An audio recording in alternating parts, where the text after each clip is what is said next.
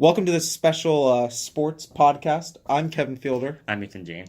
and today we're going to be talking about the college football playoffs. So, anyone who doesn't know, the college football playoffs is determined by a ranking system. It goes 1 to 25. The top four teams make the college football playoffs, while the rest of them fight it out with normal bowl games. This year, the top four for the college football playoffs is Alabama number one, Clemson number two, Notre Dame number three, and Oklahoma number four. So one is going to play four, which means Alabama against Oklahoma, and then two is going to play three, so Clemson against Notre Dame. I feel like we should just start with the first matchup, Alabama, Oklahoma. I think we have arguably one of the best quarterback matchups I think we've ever seen in the playoffs. I mean, we had Mariota Winston a few years back, but I think just right now having someone like Kyler Murray and Tua Tagovailoa, who are both Heisman candidates. Heisman versus Heisman. It really should be Heisman versus Heisman, but we can only have one Heisman. Yesterday, Kyler Murray took home AP Player of the Year award, which usually means that you're going to win the Heisman.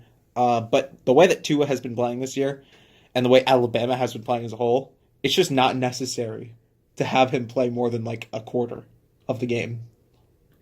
Okay, so now for that Alabama-Oklahoma game. Last game, Tua got injured during halfway to the game, but Jalen Hurts came in and saved. Do you think they may play Jalen Hurts if ends up being close or whatever, and Tua may struggle a bit if he is still injured at all?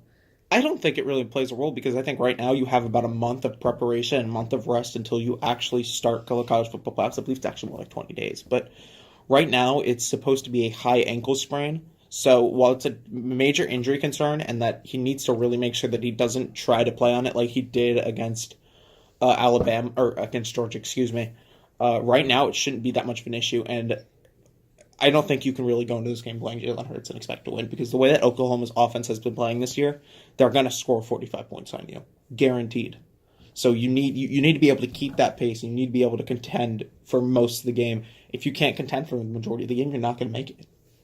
I think this year for Alabama, I think the team has been one of the best teams that we've ever seen. I think just their overall offense, their overall defense, how they just obliterated some of their opponents this year, such as LSU earlier in the season. I think they're going to be a very strong candidate to win the playoff this year. What do you think? I mean, I think they're the best team we've had this decade. I mean, you've had these other Alabama teams that have been talented, no doubt. You've had this Clemson team with Deshaun Watson. You've had Oregon teams, you've had teams like that, but there's no team that matches like this Alabama team does. You've got multiple NFL talents. You've got a list longer than anything of players who are arguably the best at their position in college football. And even just past quarterback, you've got, Najee Harris, one of the best running backs in college football. You have Jerry Jeudy, one of the best wide receivers in football. And on the defensive side, players like Quinn and Williams. It's one of the deepest teams I think we've seen in quite a while. All right, so now let's talk about Clemson and Notre Dame. Clemson is one of the most up and coming quarterbacks, Trevor Lawrence, and he seems to really have been playing this year, and he seems to be well developed now going into the college football playoff. How do you think he's going to be in the game? Well, coming into the college football season, I knew Trevor Lawrence was going to be the starter. I did not believe in Kelly Bryant as a true NFL or even college football quarterback. I think he's more of a kind of a running back turned quarterback. I think what Trevor Lawrence brings to any team is one of the best arms I think we see in college football. And just his ability to really make the right decision has really allowed him to be one of the best freshmen I think we've seen in college football for quite a while. Also talking about that, Clemson, Trevor Lawrence came in midseason. I think also we need to mention Notre Dame also had a quarterback switch midseason, which really sparked their offense, which really helped them to grow the season and become eventually undefeated. If that did not happen, I don't think Notre Dame would be undefeated right now. But I think Clemson will shine all game. I think Alabama will shine all game. And I think for the national championship, I think it'll be Alabama and Clemson. And that'll be, I believe, a very, very good game to watch. It feels like we've had Alabama and Clemson for the last 8 of them because every single year it's just another Alabama versus Clemson matchup. And don't get me wrong, I love watching Alabama versus Clemson because they're the two best teams in college football. And any chance to watch two of the best teams in college football go at it each time is impeccable. But I think Notre Dame has a chance, and I think they really lucked out by not getting Alabama. But I think it's kind of hard to stop a team like Clemson. because they have one of the best defenses in college football, if not the best defense in college football. We talk about Alabama's defense being one of the best. The way that Clemson is stacked on the defensive line and in the front seven as a whole is just impeccable. Also, this year we have Florida teams in the top 10. We have UCF coming in at 8 and UF coming in at top 10. Now, UCF, I believe they've been scammed once again. I understand their strength of schedule is lower on the end, but they have been I just don't get how you can leave out an undefeated team for 2 seasons. Because isn't the whole point of playing the game to go undefeated and to not lose?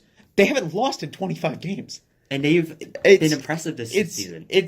I mean, the lack of quarterback. Right? They lose Mackenzie Milton to one of the worst knee injuries ever, and just they don't miss a step. They score 45 points against Memphis. And Memphis, even with Milton though, earlier this season, they kind of struggled. It was a close game.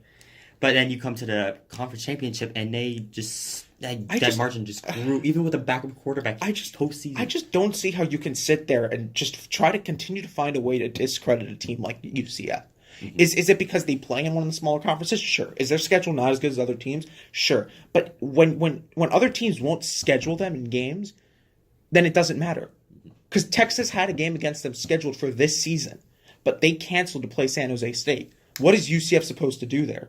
No Power 5 team wants to play UCF because they know they're going to lose. That's their bowl game this year is going to be against LSU, which I think is going to be an interesting matchup. That's their matchup that they need to win to gain any type of respect. Because last year they beat Auburn, and as good as Auburn was, there were a lot of people thinking they almost checked out, which I don't believe. I think I think everyone plays till the final game, but I think you just. They have to win that game, and the theme of this has been defense, because that's what college football has really become. Their defense is one of the best, and it's going to be one of the best offenses. UCF in their 25-game win streak hasn't scored under 30 points against against LSU's defense, which earlier this season allowed only 17 points to a Miami offense that, while it struggled for a majority of the season, 17 points to them seems like a little low figure. LSU's been good all season, so I think that'll be a very good matchup, and it'll be close, but I do believe UCF can pull it out. And if they do, I think they will receive the credibility. Hopefully, because at this point, if you're undefeated, I feel like you should be in the college football playoffs. Regardless of your schedule, I feel like you should be in the college football playoffs. All right, that's it for today. I'm Ethan Jade. I'm Kevin Fielder, and thanks for tuning in.